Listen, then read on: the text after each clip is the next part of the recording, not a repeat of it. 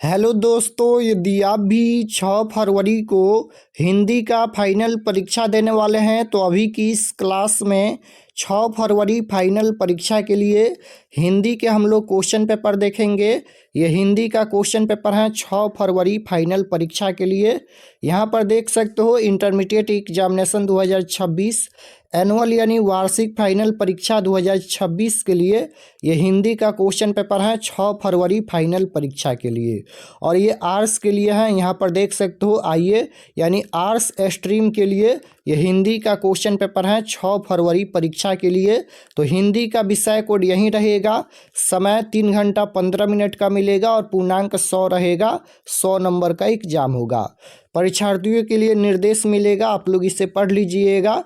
Paper में सबसे पहले खंड अ मिलेगा। खंड अ में आपसे ऑब्जेक्टिव टाइप क्वेश्चन पूछा जाएगा। 1 से लेकर 100 तक ऑब्जेक्टिव क्वेश्चन पूछा जाएगा। इनमें से किन्हीं 50 प्रश्नों का उत्तर देना है परीक्षा में। और इस क्लास में हम लोग टोटल 100 क्वेश्चन देखेंगे, तो आप लोग ये सभी क्वेश्चन को देखिएगा। आइए पहला नंबर क्वेश्चन देखते हैं। फर्स्ट क्वेश्चन यहाँ पर पूछा गया है कि बातचीत शीर्षक निबंध के निबंधकार कौन है। ये चैप्टर नंबर 1 का क्वेश्चन है। चैप्टर नंबर 1 का नाम है बातचीत। तो बातचीत पाठ के लेखक कौन है, तो याद रखिएगा बालकृष्ण भट्ट हैं। Right answer option number D हो जाएगा। और बातचीत ये निबंध है, ये भी आपको याद होना चाहिए। तो बातचीत शीर्षक निबंध के रचनाकार यानी निबंधकार कौन है, तो बालकृष्ण भट्ट हैं। Option number D right answer होगा। 2 नंबर क्वेश्चन है कि बातचीत शीर्षक निबंध के अनुसार रस का समुद्र किनकी बातचीत में उमड़ जाता है। तो क्वेश्चन नंबर 2 का राइट आंसर क्या हो जाएगा, 2 हम सहेलियों के बातचीत में। राइट आंसर ऑप्शन नंबर ए हो जाएगा। क्वेश्चन नंबर 3 यहाँ पर पूछा गया है वाद विवाद संवाद क्या है। वाद विवाद संवाद क्या है, तो क्वेश्चन नंबर 3 का राइट आंसर हो जाएगा आलोचनात्मक निबंधों की पुस्तक है। Option number A right answer होगा। क्वेश्चन नंबर 4 है कि उसने कहा था कहानी के कहानीकार कौन है। यह चैप्टर नंबर 2 है। उसने कहा था, उसने कहा था एक कहानी है और उसने कहा था कहानी के लेखक कौन है, तो याद रखिएगा चंद्रधर शर्मा गुलेरी है। तो राइट आंसर सी हो जाएगा। उसने कहा था कहानी के कहानीकार कौन है, तो Chandradhar Sharma Guleri. Right answer option number C हो जाएगा। क्वेश्चन नंबर 5 है कि चंद्रधर शर्मा गुलेरी किस युग के कहानीकार हैं। किस युग के कहानीकार हैं, तो इसका राइट आंसर हो जाएगा द्विवेदी युग। ऑप्शन नंबर ए में दिया गया है। राइट आंसर ए हो जाएगा द्विवेदी युग। क्वेश्चन नंबर 6 की ओर चलते हैं। 6 नंबर क्वेश्चन यहाँ पर पूछा गया है कि उसने कहा था कहानी कितने भागों में विभक्त है। उसने कहा था जो कहानी है वह कितने भागों में विभक्त है, तो याद रखिएगा इसका राइट आंसर हो जाएगा 5 भागों में विभक्त है। Option number D right answer होगा। क्वेश्चन नंबर 7 है कि चंद्रधर शर्मा गुलेरी का जन्म कब हुआ था। तो चंद्रधर शर्मा गुलेरी का जन्म कब हुआ था, तो राइट आंसर क्या हो जाएगा, चंद्रधर शर्मा गुलेरी का जन्म 7 जुलाई 1883 में हुआ था। Option number C right answer हो जाएगा 7 जुलाई 1883 में। क्वेश्चन नंबर 8 यहाँ पर पूछा गया है कि बालकृष्ण भट्ट ने कौन सा मासिक पत्र निकाला था। तो बालकृष्ण भट्ट ने कौन सा मासिक पत्र निकाला था, तो याद रखिएगा इसका राइट आंसर हो जाएगा Hindi Pradeep. Option number C right answer हो जाएगा हिंदी प्रदीप। क्वेश्चन नंबर 9 यहाँ पर पूछा गया है कि पराधीनता के कारण नारी अपने अस्तित्व की अधिकारिणी नहीं रही, यह युक्ति किस शीर्षक पाठ से लिया गया है। यहाँ पर जो ये पंक्ति लिखा गया है 21 चैप्टर से लिया गया है, तो याद रखिएगा ये हो जाएगा अर्धनारीश्वर। यहाँ पर नारी की बात किया गया है, तो ये अर्धनारीश्वर हो जाएगा। राइट आंसर ऑप्शन नंबर ए हो जाएगा Ardhanarishwar.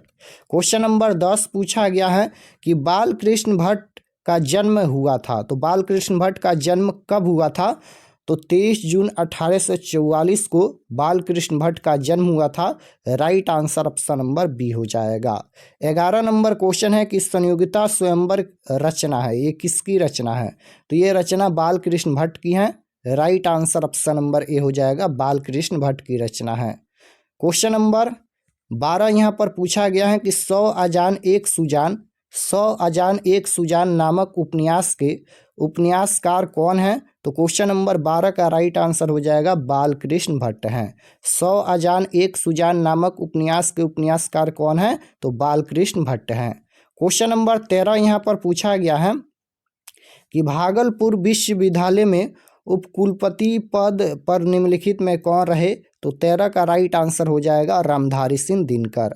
Option number A right answer हो जाएगा रामधारी सिंह दिनकर। 14 नंबर क्वेश्चन है कि अर्धनारीश्वर शीर्षक निबंध में शंकर और पार्वती का किस प्रकार का रूप है? तो ये कल्पित रूप है। Right answer option number B हो जाएगा, कल्पित रूप है। क्वेश्चन नंबर 15 पूछा गया है यहाँ पर कि नारी और नर एक ही द्रव की ढली दो प्रतिमाएं, यह पंक्ति किस शीर्षक पाठ की है? यह जो पंक्ति लिखा गया है ये किस चैप्टर से लिया गया है? तो अर्धनारीश्वर से लिया गया है। यहाँ पर नारी और नर की बात किया गया है तो अर्धनारीश्वर हो जाएगा। Right answer option number B हो जाएगा। यह क्वेश्चन अर्धनारीश्वर पाठ से लिया गया है। क्वेश्चन नंबर 16 है कि बातचीत के जरिए भाप बनकर क्या बाहर निकल जाता है? बातचीत के जरिए भाप बनकर क्या बाहर निकल जाता है? तो मवाद या धुआं। Right answer option number C हो जाएगा, मवाद या धुआं। क्वेश्चन नंबर 17 है कि उसने कहा था कहानी में किस युद्ध का उल्लेख है? उसने कहा था जो कहानी है उसमें किस युद्ध का उल्लेख है? तो इसका राइट आंसर क्या हो जाएगा? ये हो जाएगा प्रथम विश्व युद्ध का उल्लेख है। Option number A right answer होगा। क्वेश्चन नंबर 18 पूछा गया है यहाँ पर कि निमोनिया से मरने वालों को मुरब्बे नहीं मिला करते, यह युक्ति किस शीर्षक पाठ से है? निमोनिया से मरने वालों को मुरब्बा नहीं मिला करते, यह जो पंक्ति लिखा गया है ये किस चैप्टर से, किस पाठ से लिया गया है? तो उसने कहा था पाठ से पूछा गया है। तो राइट आंसर ए हो जाएगा, उसने कहा था। क्वेश्चन नंबर 19 पूछा गया है यहाँ पर कि शिक्षा प्राप्ति के लिए अमेरिका कौन गए थे? तो शिक्षा प्राप्ति के लिए अमेरिका कौन गए थे? तो शिक्षा प्राप्ति के लिए जयप्रकाश नारायण अमेरिका गए थे। Right answer option number C हो जाएगा, जयप्रकाश नारायण। संपूर्ण क्रांति का नेतृत्व किसने किया था? तो जयप्रकाश नारायण ने किया था। क्वेश्चन नंबर 20 पूछा गया है कि बिहार में हिंदी की वर्तमान स्थिति विषय पर लेख के लिए किसने सर्वोच्च पुरस्कार प्राप्त किया है? तो इसका राइट आंसर हो जाएगा Jayaprakash Narayan. Option number D right answer हो जाएगा। क्वेश्चन नंबर 21 है रामधारी सिंह दिनकर की रचना कौन सी है? रामधारी सिंह दिनकर की रचना कौन सी है? तो इसका राइट आंसर हो जाएगा Ardhanarishwar. Option number D right answer होगा, अर्धनारीश्वर। क्वेश्चन नंबर 22 है निम्न में किस कहानी में ग्रैगिन का उल्लेख है? ग्रैगिन क्या है? तो ग्रैगिन एक बीमारी है। तो ग्रैगिन का उल्लेख ये किस चैप्टर में हुआ है? तो रोज कहानी में हुआ है। Right answer option number B हो जाएगा, रोज कहानी में ग्रैगिन का उल्लेख किया गया है। रोज कहानी की प्रमुख पात्रा कौन है? तो मालती है। मालती के बेटे का क्या नाम था? टीटी था, ये भी आपको याद रखना है। और मालती के पति का क्या नाम था? तो महेश्वर था। क्वेश्चन नंबर 23 पूछा गया है कि मालती किस कहानी की पात्रा है? तो अभी हम बताए हैं रोज कहानी की प्रमुख पात्रा कौन है? मालती है। तो राइट आंसर भी हो जाएगा रोज कहानी। रोज कहानी ये किसके द्वारा लिखा गया है ये भी आपको याद होना चाहिए। तो रोज कहानी सचिनानंद, हीरानंद, उत्सायन, अज्ञाय के द्वारा लिखा गया है। तो राइट आंसर बी हो जाएगा। रोज शीर्षक कहानी में किसने पूछा तुम कुछ पढ़ती लिखती नहीं? रोज कहानी में किसने पूछा कि तुम कुछ पढ़ती लिखती नहीं? तो किसने पूछा था? तो राइट आंसर क्या हो जाएगा? लेखक ने पूछा था। राइट आंसर ऑप्शन नंबर ए हो जाएगा, लेखक ने। क्वेश्चन नंबर यहाँ पर 25 पूछा गया है कि व्यक्ति से नहीं हमें तो नीतियों से झगड़ा है, सिद्धांतों से झगड़ा है, कारों से झगड़ा है। उक्त संभाषण ये किस समाजवादी लेखक का है? तो क्वेश्चन नंबर 25 का राइट आंसर हो जाएगा, ये जयप्रकाश नारायण का भाषण है। राइट आंसर ऑप्शन नंबर ए हो जाएगा। क्वेश्चन नंबर 26 है जयप्रकाश नारायण की रचना का क्या नाम है? तो संपूर्ण क्रांति के रचनाकार कौन है? तो जयप्रकाश नारायण है। राइट आंसर सी हो जाएगा। क्वेश्चन नंबर 27 है छात्र आंदोलन का नेतृत्व, ये छात्र आंदोलन ही क्या था? तो ये संपूर्ण क्रांति था। तो छात्र आंदोलन का नेतृत्व स्वीकार करते समय जयप्रकाश नारायण की स्थिति कैसी थी? तो इसका राइट आंसर ऑप्शन नंबर ए हो जाएगा, बुढ़ापा और बीमारी। Option number A right answer होगा। 28 नंबर क्वेश्चन है कि दिनकर का जन्म कब हुआ था। तो दिनकर का जन्म कब हुआ था, तो 23 सितंबर 1908 को हुआ था। राइट आंसर ऑप्शन नंबर ए हो जाएगा। कहाँ हुआ था, तो बेगूसराय में हुआ था, बिहार के बेगूसराय में। क्वेश्चन नंबर 29 पूछा गया है कि दलवीन लोकतंत्र किसके मूल उद्देश्यों में है। तो 29 का राइट आंसर हो जाएगा मार्क्सवाद तथा लेनिनवाद। Option number B right answer होगा, मार्क्सवाद तथा लेनिनवाद। क्वेश्चन नंबर 30 है जयप्रकाश नारायण के बचपन का क्या नाम था। तो जयप्रकाश नारायण के बचपन का नाम था बाउल। Right answer option number B में दिया गया है बाउल। क्वेश्चन नंबर 31 यहाँ पर पूछा गया है कि किसने कहा था अभी न जाने कितने मीलों इस देश की जनता को जाना है। तो इसका आंसर हो जाएगा Jawaharlal Nehru. Option number C right answer हो जाएगा। क्वेश्चन नंबर 32 है दिनकर जी की पहली कविता कब प्रकाशित हुई। तो दिनकर जी की पहली कविता कब प्रकाशित हुई, तो याद रखिएगा 1925 में। Right answer option number B हो जाएगा 1925 में। क्वेश्चन नंबर 33 है निम्न में रामधारी सिंह दिनकर की रचना कौन है। तो रामधारी सिंह दिनकर की रचना बताना है। तो ये क्या हो जाएगा, रामधारी सिंह दिनकर की रचना उर्वशी है। Option number C right answer हो जाएगा। वजीरा सिंह किस कहानी की पात्र हैं। तो वजीरा सिंह ये उसने कहा था कहानी की पात्रा है। Option number A right answer हो जाएगा, उसने कहा था। क्वेश्चन नंबर 35 है लहना सिंह किस देश की ओर से युद्ध कर रहा था। लहना सिंह किस देश की ओर से युद्ध कर रहा था। तो 35 का राइट आंसर ए हो जाएगा England. Option number A right answer होगा। क्वेश्चन नंबर 36 है कि शेखर एक जीवनी किस विधा की कृति है। किस विधा की कृति है, तो उपन्यास हो जाएगा। Option number C right answer हो जाएगा उपन्यास। क्वेश्चन नंबर 37 है निम्न में दलित आत्मकथा शीर्षक पाठ कौन है। निम्न में दलित आत्मकथा शीर्षक पाठ कौन है। तो इसका right answer option number B हो जाएगा जूठन। Option number B correct answer होगा जूठन। क्वेश्चन नंबर 38 यहाँ पर पूछा गया है रोज शीर्षक कहानी के लेखक कौन है। तो रोज शीर्षक कहानी के लेखक कौन है, तो अज्ञाय है। अज्ञाय का पूरा नाम क्या है, तो Sachchidananda Hirananda Vatsyayan Agyeya. Option number C right answer.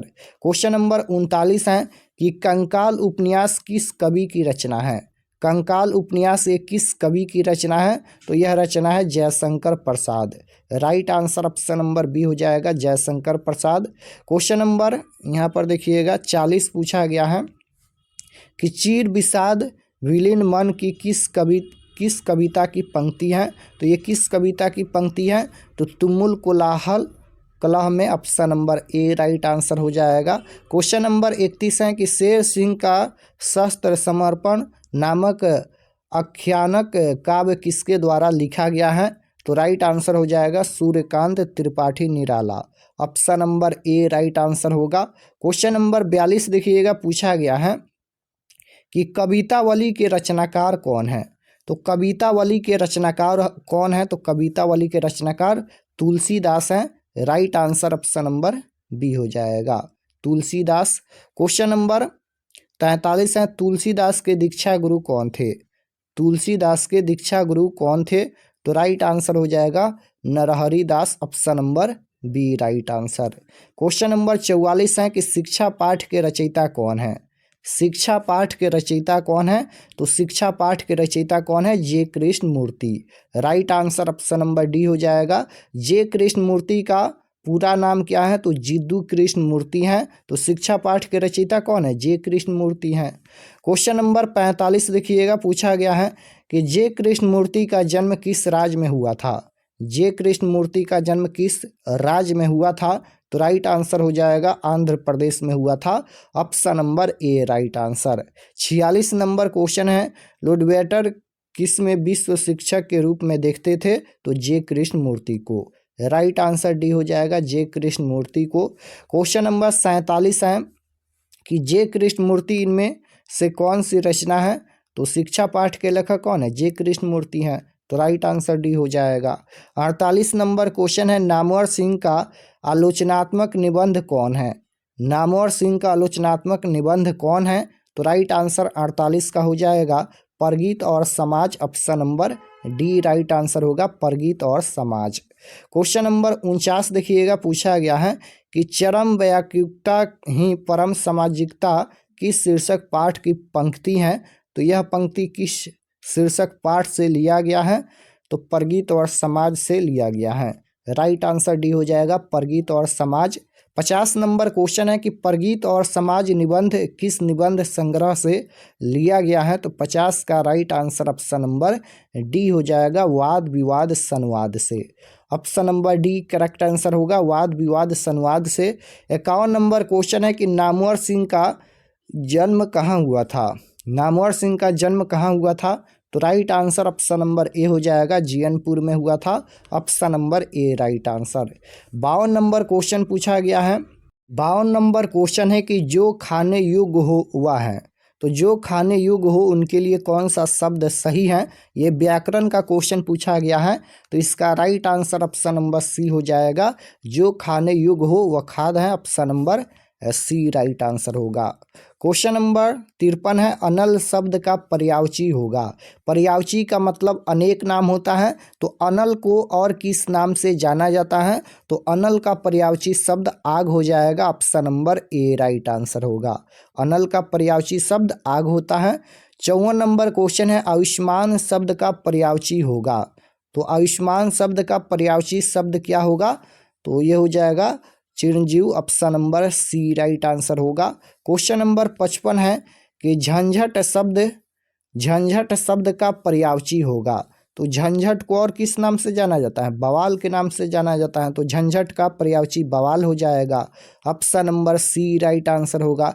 डरावना शब्द का पर्यायवाची शब्द होगा। तो डरावना का उल्टा नहीं, पर्यायवाची क्या हो जाएगा। तो डरावना का उल्टा हो जाएगा भयानक, option number D right answer हो जाएगा, भयानक। विलोम शब्द मतलब उल्टा शब्द होता है, पर्यायवाची का मतलब अनेक नाम होता है। क्वेश्चन नंबर 57 है कि यात्रा शब्द है। यात्रा शब्द क्या है, पुल्लिंग है, स्त्रीलिंग है या उभयलिंग है या इनमें से कोई नहीं। तो यात्रा शब्द क्या है। तो यात्रा शब्द पूछा गया है। तो यात्रा शब्द हो जाएगा स्त्रीलिंग, option number B right answer हो जाएगा, स्त्रीलिंग। चमक शब्द है। तो चमक शब्द क्या है। तो चमक शब्द ये हो जाएगा स्त्रीलिंग, option number B right answer. Next question यहाँ पर पूछा गया है कि संधि के कितने भेद हैं। तो संधि के कितने भेद होते हैं। संधि के 3 भेद होते हैं, स्वर संधि, विसर्ग संधि, व्यंजन संधि। तो राइट आंसर बी हो जाएगा, संधि के 3 भेद होते हैं। 60 नंबर क्वेश्चन है, पूर्णांक शब्द का विशेषण। तो पूर्णांक शब्द का विशेषण क्या होता है। तो पूर्णांक शब्द का विशेषण हो जाएगा पौराणिक, ऑप्शन नंबर ए में दिया गया है, राइट आंसर ए हो जाएगा। भीड़ शब्द संज्ञा है, कौन सा संज्ञा है। तो भीड़ शब्द कौन सा संज्ञा है। भीड़ में बहुत लोग रहते हैं, यानी लोगों का समूह होता है या कुछ का समूह होता है। तो ये समूहवाचक संज्ञा हो जाएगा, right answer option number D हो जाएगा। भीड़ शब्द कौन सी संज्ञा है। तो ये समूहवाचक संज्ञा है। क्वेश्चन नंबर 62 है, ग्राम शब्द का विशेषण। तो ग्राम शब्द का विशेषण क्या होता है।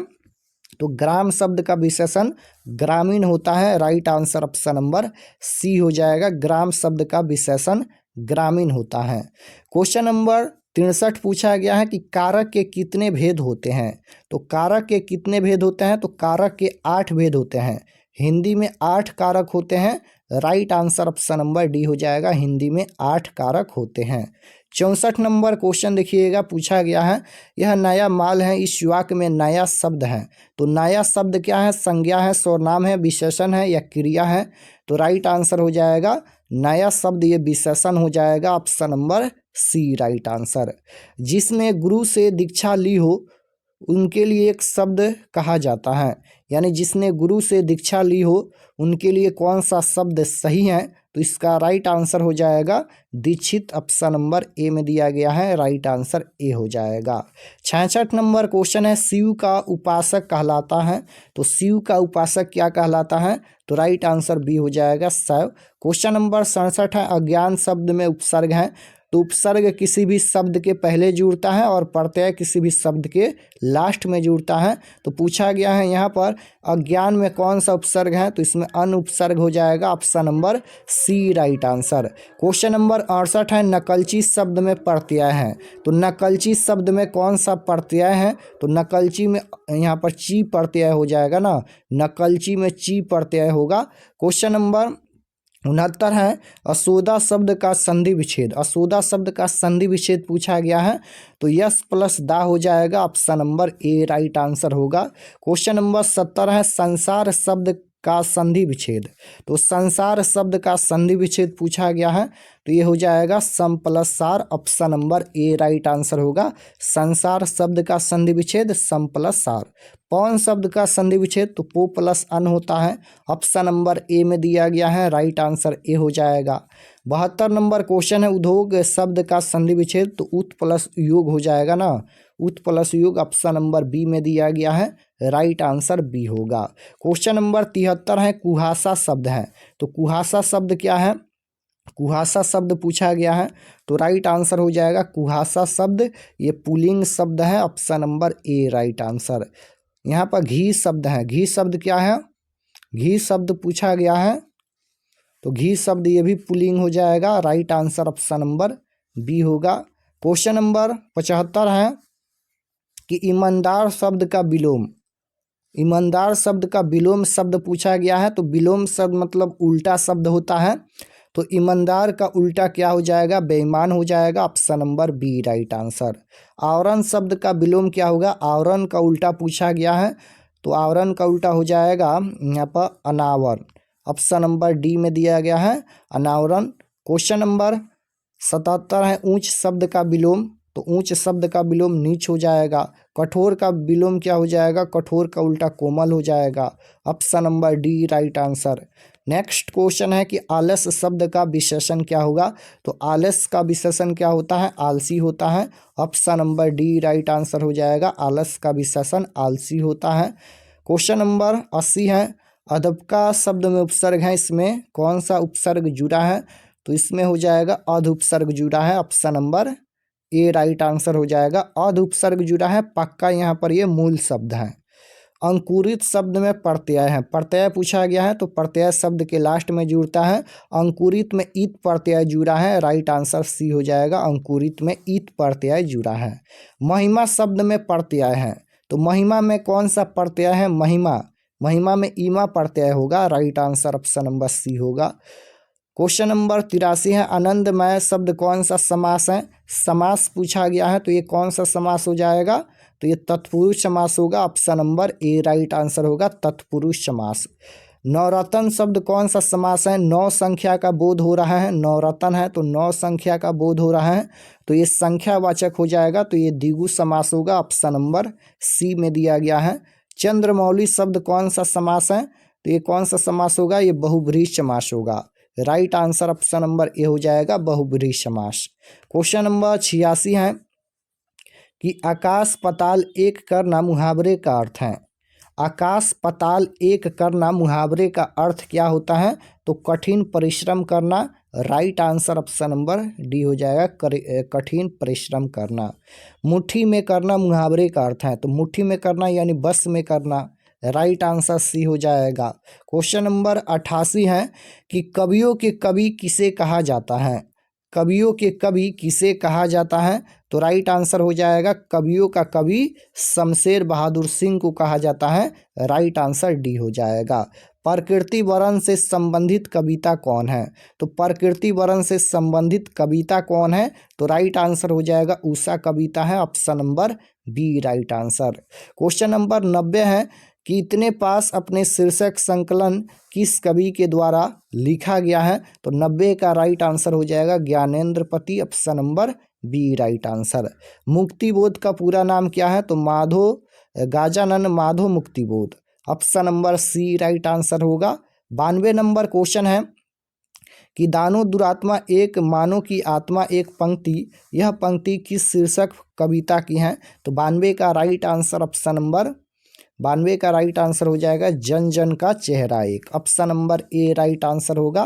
क्वेश्चन नंबर 93 पूछा गया है पगड़ी शब्द है। तो पगड़ी शब्द क्या है? तो पगड़ी शब्द पूछा गया है तो ये हो जाएगा विदेशज। Option number A right answer होगा विदेशज।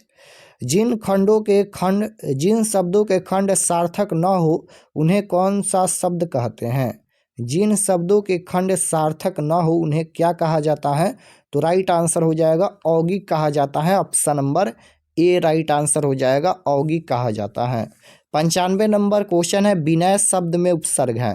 तो विनय में बी उपसर्ग जुड़ा है, राइट आंसर सी में दिया गया है। विनय शब्द में बी उपसर्ग है। वंदना शब्द में कौन सा प्रत्यय है? तो वंदना में कौन सा प्रत्यय हो जाएगा? वंदना में आना प्रत्यय होगा, राइट आंसर डी होगा। क्वेश्चन नंबर 97 है कि किसे लोकनायक के नाम से जाना जाता है? तो लोकनायक के नाम से किसे जाना जाता है? तो जयप्रकाश नारायण को जाना जाता है, राइट आंसर बी हो जाएगा। जैसा काम वैसा परिणाम किस लेखक के द्वारा रचित प्रश्न है? तो जैसा काम वैसा परिणाम ये बालकृष्ण भट्ट की रचना है, right answer option number C हो जाएगा।